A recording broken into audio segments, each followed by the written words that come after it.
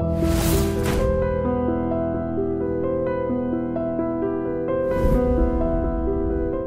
this is Ram Gopal Verma and congratulations to iDream for reaching 1 million subscribers. అంటే మీరు ప్రత్యేక హోదా కోసం ఒక ఉద్యమం లాంటిది తీసుకున్నారు.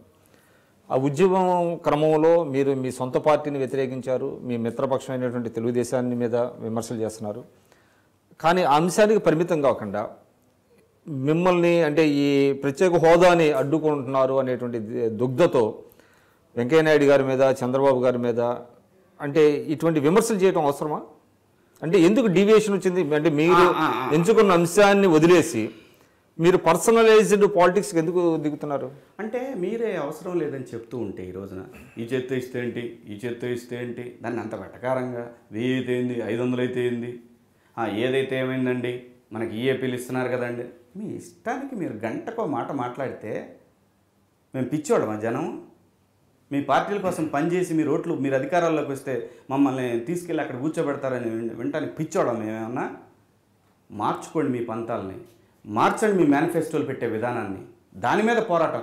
మిమ్మల్ని ఎందుకు విమర్శిస్తున్నాం? మీరు తప్పులు చేస్తున్నారు కాబట్టి ఆ తప్పుల్ని కప్పిపుచ్చుకోవడానికి ఏదైతే ప్రభుత్వాలకు ఇరకాటంగా ఉందో ప్రత్యేక హోదా అనేది, దాన్ని మీరు అణగదొక్కుతున్నారు కాబట్టి మిమ్మల్ని విమర్శించాల్సి వస్తుంది. లేకపోతే నాకేం అవసరం వీళ్ళని విమర్శించాలి? వాళ్ళని ఎక్స్పోజ్ చేయడం మీ ఉద్దేశం? Expose, yes. మీ యొక్క బేసిక్ మీ ఇంటెన్షన్ ఏంటి? మీ తప్పులు ఎక్కడ దొరుకుతాయి అని చెప్పి ఏదైతే ఆంధ్రప్రదేశ్ భవిష్యత్తు అయితే ఉందో దాన్ని తొక్కేస్తున్నారు మీ స్వార్థ ప్రయోజనాల కోసం. ఎస్, ఆ క్రమంలో మిమ్మల్ని విమర్శించాల్సిందే, తప్పదు. మీరు చెయ్యాలనే విమర్శ కాదు ఇది. చంద్రబాబు నాయుడు గారు విజనరీ లీడరు, నేను ఒప్పుకున్నాను కాబట్టి ఇల్లు తిరిగి ఓటు అడిగా. అదే విజనరీ లీడరు ఈ రోజున ఎటువంటి పని చేయకుండా ఓన్లీ పేపర్లు టీవీలు కూర్చోబెట్టుకొని నువ్వేదో ప్రమోషన్ చేసుకుంటూ వెళ్ళిపోయి ఈవెంట్ మేనేజ్మెంట్లు చేసుకుంటూ వెళ్ళిపోతే ఏంటి అభివృద్ధి అక్కడ? 1400 కోట్ల రూపాయలు పెట్టి పట్టిసీమ ప్రాజెక్టు పెడితే ఈ సంవత్సరం ఆఖరికి నువ్వు 18 ఆఖరికి నువ్వు నీళ్ళు ఇస్తా అన్నప్పుడు వాటర్ ట్యాంకులతో తోలితే 400 కోట్లు అయ్యేది. నువ్వు ఇచ్చిన 45 టీఎంసీలు వాటర్ ట్యాంకులతో తోలితే ఎవడి తాతగాడి సొమ్మని ఖర్చు పెడుతున్నారు మీరు? 1400 కోట్ల రూపాయలు అవుతాయి ఆ ప్రాజెక్ట్. అదే ఆల్రెడీ కాలువలు దవ్వి పొలాల ఎక్విజేషన్ జరిగి ఎన్ని చేసిందని 1400 కోట్లు అవుతాయా? అవుతాయి అని అంటారు, మేము కూడా అవుతాయి. ఓకే అండి, అయ్యింది. ఏం ఒరిగిందండి? మళ్ళీ నెక్స్ట్ ఇయర్ ఇస్తానంటండి, మళ్ళీ పక్కన పురుషోత్పట్నానికి మళ్ళీ ఓపెన్ చేస్తానంటండి. ఎవరి తాతగారి సొమ్మని నువ్వు పిండాలు పెట్టుకునే ఒక ప్రోగ్రామ్ని ఫెస్టివల్గా మార్చేసి 4000 కోట్ల రూపాయలు ఖర్చు పెడతారండి మీరు? ఆంధ్రప్రదేశ్ చితికున్న పరిస్థితుల్లో ఒక పిండం పెట్టుకుని, నా తాతకు నేను పిండం పెట్టుకునే దానికి నువ్వు దాన్ని పెళ్లిలాగా చేస్తావా? పుష్కరాలండి. ఆంధ్రప్రదేశ్లో పుట్టిన కృష్ణానది పుట్టినటువంటి ప్రాంతంలో దిక్కులేదు. 120 సంవత్సరాలకు పైగా తెల్లోడు కూడా చేశాడు పుష్కరాలు. ఇంత విచ్చలవిడితనం చేయలేదు ఎవడు.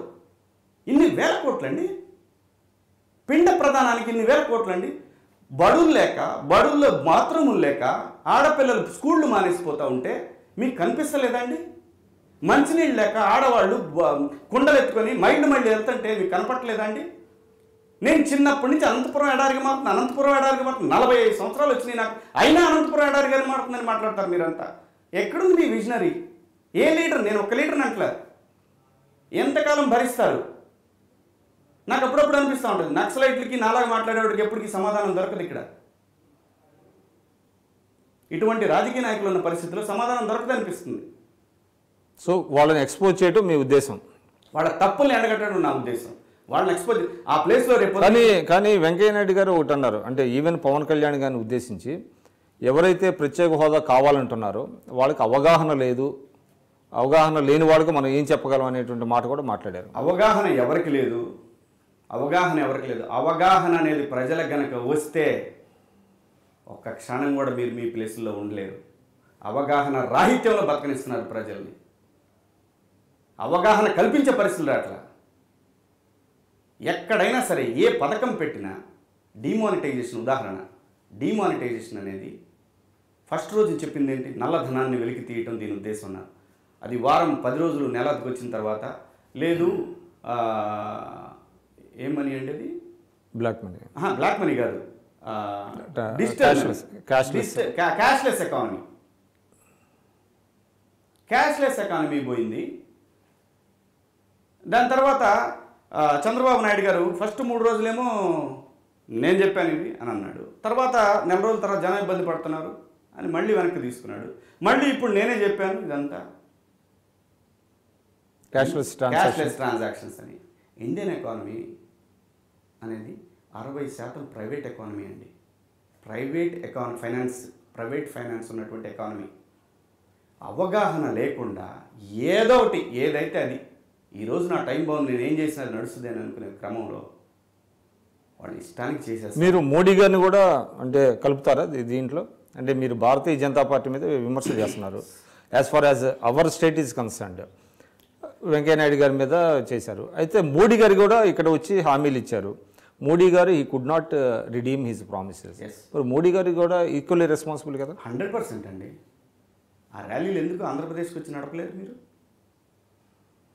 ఆంధ్రప్రదేశ్కి ఎందుకు రాలేకపోతున్నారు మీరు? ఎందుకంటే ఆంధ్రప్రదేశ్లో చంద్రబాబు నాయుడు పట్టు ఉంది, మీ పార్టీకి పట్టు లేదు కాబట్టి బైకులు ఇవన్నీ ఏర్పాట్లు చేయలేరు. 40-50 వేల బైకులు అంటే మీరు చేయలేరు. చంద్రబాబు నాయుడుకి మళ్ళీ ఇబ్బంది అవుతుంది కాబట్టి మీరు చేయరు.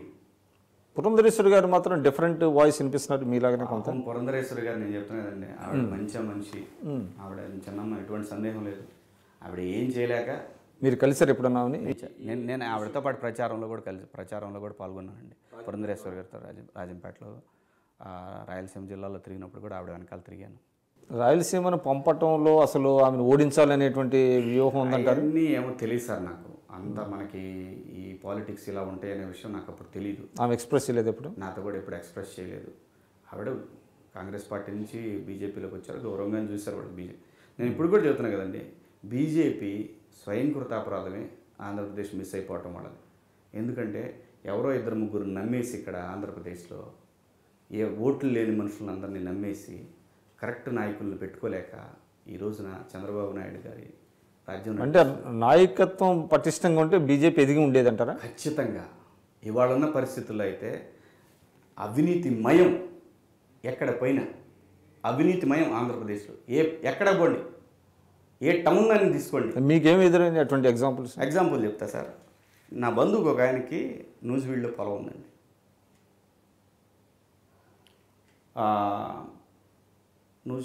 నూజివీడు దగ్గర పొలం ఉంది.